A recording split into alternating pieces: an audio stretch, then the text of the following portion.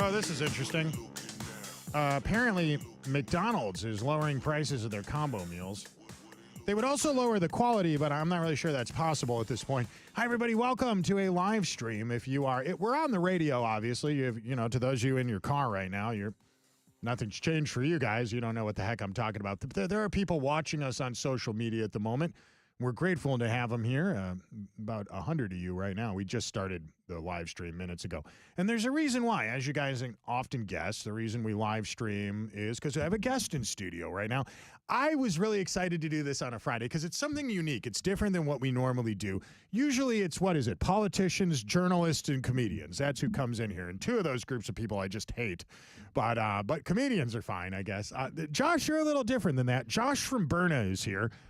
And Josh, you were looking swole, my brother. I'm gonna climb out on a limb here and guess you deadlift, you do a little rack pull. Man, I just try to train for life, man. She's always trying to kill you, so you just gotta be ready for it. You are not wrong about that. I wish you were. Before we explain what Byrna is, because I know talk radio listeners have heard of this. Sure. Everybody's been talking about this. It's very interesting. You were in the Army. When was that? That was about 15 years ago, about 2012 to 2016, 2018. So, are you millennial, Gen X? What are you? I like to consider myself a zennial, Same. elder millennial. So I take some traits from both, and I like to say it's the best traits from both. But we all know that comes with some cons as well. When did you start in the Army? 2012. I enlisted in 2012. Kind of later in life. Yeah, absolutely. Okay. So I went into the National Guard in the middle of my career. Something I always wanted to do, never did, and decided to take the opportunity to do it. It's a lot of work. It is. Yeah. It is. It's extraordinarily fulfilling. But yeah, that commitment. I was an officer, so that commitment was a lot. What was the thing? What expectations? Was it what you thought it would be like, or was it? Yeah, to a certain extent. I was fortunate enough to went in as an infantry officer, which in the Guard, unfortunately, can be a lot like babysitting.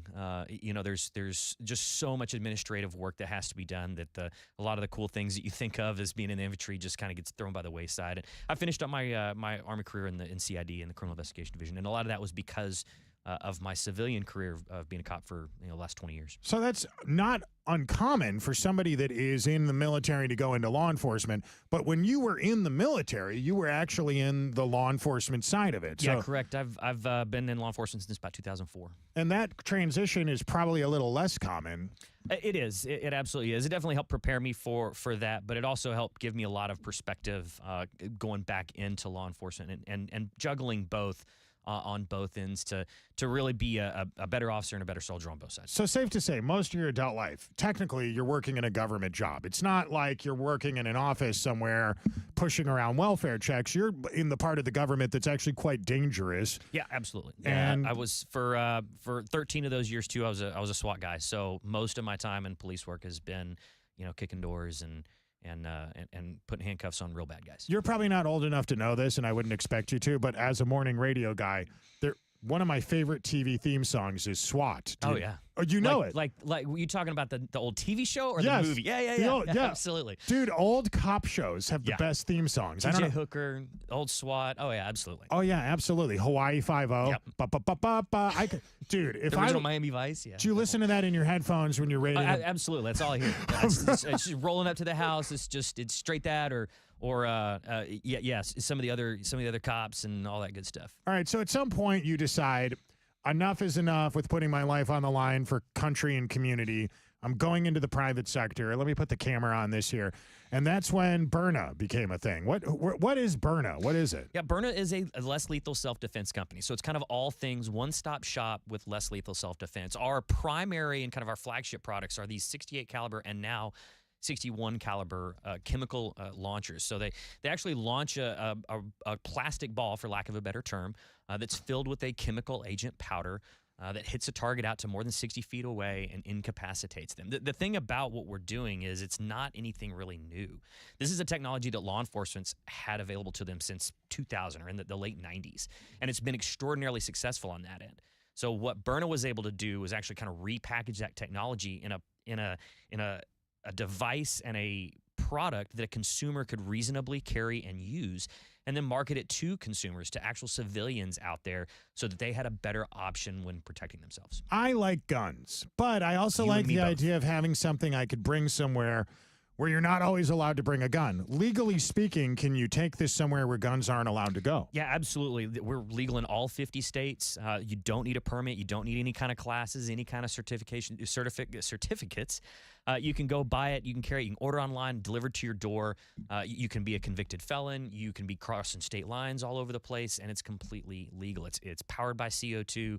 So there's no firearm aspect to it. So that's one of the biggest proponents of this is the fact that it is just legal everywhere. I'm a liberty guy. I'm a liberty Republican. I'm a lowercase L libertarian. The felon part might sound controversial to people, but there is a legitimate argument to be made that somebody that broke a weed law 15 years ago, or like a white collar criminal who did his time in jail and was never really a danger to society, has his ability to defend himself taken away from him, legally speaking. Byrna kind of solves that problem, right? It really does. And that's, I get called by a bunch of those guys all the time to say, hey, thanks for doing what you're doing. I made a mistake 20 years ago, but this allows me the opportunity to protect myself, protect my family. I think it is a very cool thing that you guys came up with this. Who are your most common clients? Who are the people that buy it the most? I wish I could give you, a solid, just market segment, but really that's one of the great things is, when you talk about politicians, we talk about the left, the right. You would think that the left is the primary purchaser, but it's not necessarily that way. We're really balanced. We got a lot of people that just don't like guns for one reason or another. They just don't believe in them. They don't believe in using deadly force, or they just don't feel comfortable carrying a gun. They don't know that they could actually pull the trigger on somebody. But then you have people, gun owners. I mean, I carry a gun every day. I still love guns. do. Yeah, I still do. I lost all mine in a boating accident, so I don't know what you're talking about. Me too, Josh. But, but then I amazingly found them all in November of 2024. Yeah, exactly. It's crazy. And they weren't even rusty. Crazy Weird. how that works. Yeah. But you got a lot of gun owners that also realize that the chance for them to have to use a gun to defend themselves is extraordinarily small. Now, if that comes up, I'm one of those I would rather have and not need than need and not have guys. But I also understand that the chance for me to have to use some sort of force less than deadly force is so much greater than the chance for me. I mean, you literally, in this country, you have about a 1 in 700,000 chance of having to use deadly force to kill somebody and to defend yourself. That is very interesting. I have people leaving comments right now as you're explaining it. Jill is obviously a name of a woman, and she just left a comment saying that she wants one. A lot of your customers are women, or is that... Women's a big segment of our customer base, and a lot of that is those reasons I talked about. Some just don't feel comfortable carrying a gun.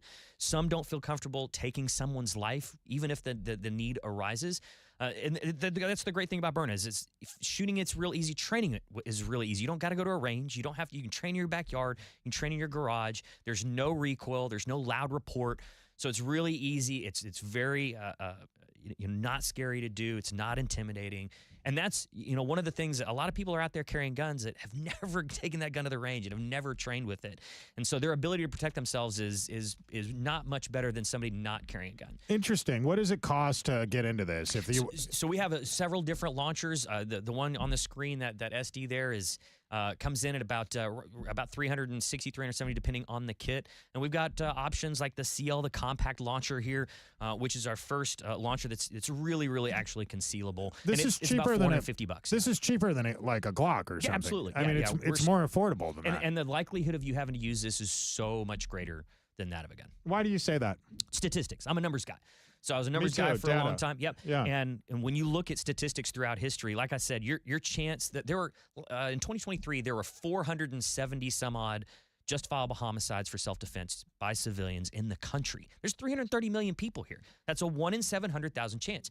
Your chance of being a victim of any violent crime that needs some sort of force is about 1 in 260. So not 1 in 700,000, it's 1 in 260. Your chance of having to defend yourself against some sort of violent crime is exponentially greater than that of you having to use deadly force. How safe is it for the person using it? Incredibly. So not only is it safe for the person using it, it's safe for the person using it against. So yes, it is going to hurt a lot when you hit them. It is going to incapacitate them. You're going to get that. The eyes are going to slam shut. You're going to get this burning in your nostrils. It's going to feel like it's hard to breathe. They are going to shut down. Their neurological system is just going to shut them down for a good solid 45 minutes to an hour. But then after that, they're going to be okay. So that's the great part is it's not only safe for the user, it's really safe in the long run for the person on the other end. All right, Josh from Byrna is here right now. If you're just turning on your radio or just getting connected to this live stream, you obviously know who I am. What we're going to do right now, since we're about to get off the radio here in just a couple short minutes, I'm going to go outside with Josh. Josh and I are going to go up onto the roof of the parking garage here at our building, and I'm going to just live stream from my iPhone. So I guess the easiest way to, if you guys want to see what we're about to do, we're about to do a demo. Because it'll be on my iPhone, because we're going to be out portable, I'm going to do it exclusively on X, Twitter, whatever you choose to call it. So I'm going to disconnect here right now. We're going to get off the radio. We're going to log off, antiquated term there, and come join us in a few short moments. Josh, anything you want to say to radio listeners before we disconnect? Because some of them will not be able to watch the live stream absolutely. if they're driving. We're all about educating the public on not only the product, but why you would want to carry it and how you can carry it. So go over to our website, Byrna.com, Byrna.com, to learn more. We also have an extraordinarily active YouTube channel and social channels at Byrna Nation at Instagram, and then Byrna on YouTube. Learn everything about why we're doing what we're doing, how we're doing it, and how you can be prepared to defend. I love it, man. All right, I'm Kenny Webster, and we hope to see you all back here bright and early Monday morning for more of what you bought a radio for. To the rest of you, we'll see you in a few minutes on social media. You